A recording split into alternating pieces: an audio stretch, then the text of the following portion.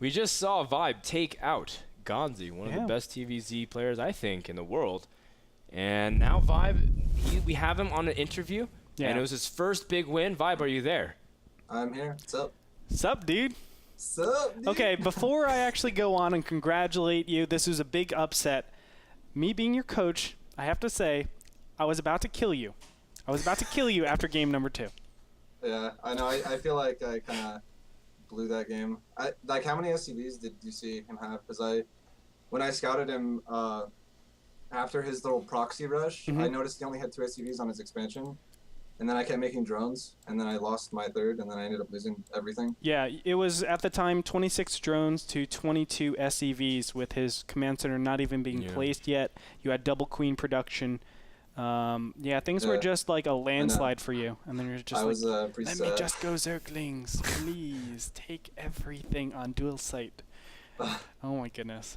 But congratulations, man. You really deserved it. How do you feel?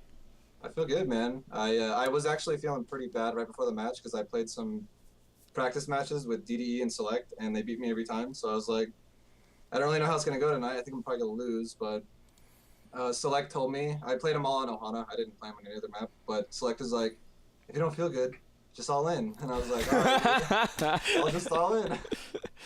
And it ended up working, so it was pretty good. Yeah, he went for a... I don't know if you actually caught it, but he actually went for a proxy ninja expansion. It wasn't really ninja. He took the bottom left-hand corner, so... I didn't even know he took a 3rd. I just saw no gas, and I was like, all right, no tanks. I can do it. Yep. Let's do it.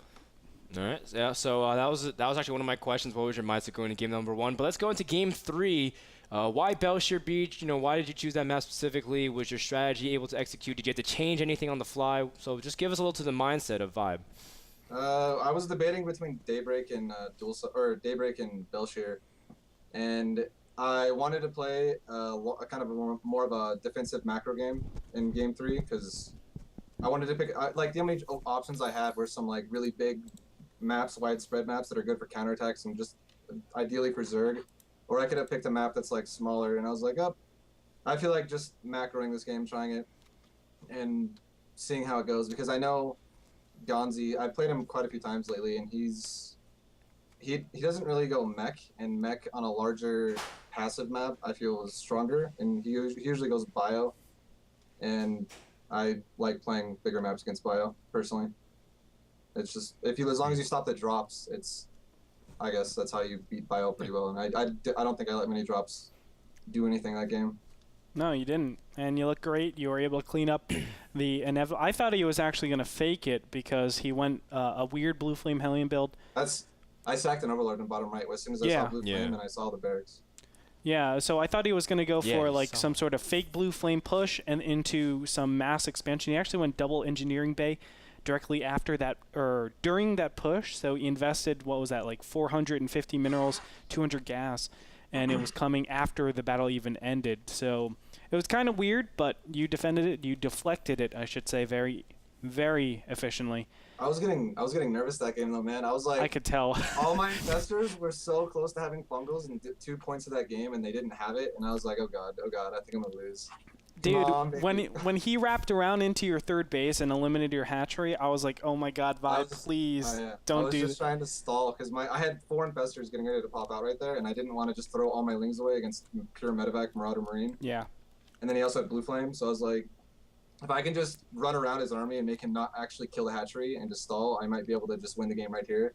And then he ended up getting into that little tiny niche right between the gases, and I was like, this is deja vu with me and Straylock, man. Well, Vibe, we also had an interesting comment before the match. People were giving their predictions, and someone said that you had a 0% chance of winning. Do you have any words to your haters as well as your fans, and any shout-outs you'd like to give out before we let you go? Yeah, I mean, Ganzi's really good, so I can see why you guys might think that. But you guys should have watched a tournament right before this one. I actually just played Ganzi again, and I just beat Ganzi again, so I think I'm capable of beating good people. It's just everyone usually just counts me out just because I'm white, I guess. I have no idea, but...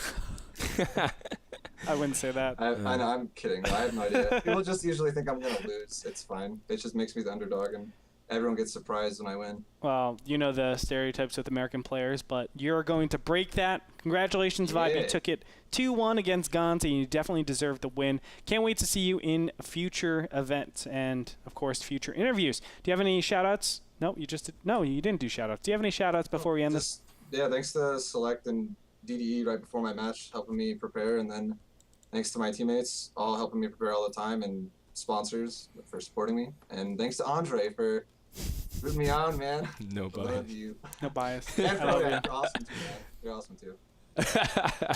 Thanks, Vibe. Once again, that was Dan Sherlong. Follow him at VibeLol. Actually, that's Vibe LOL on Twitter. He's a cool guy. And, of course, he streams, and I think at times he puts commentary. Good guy overall.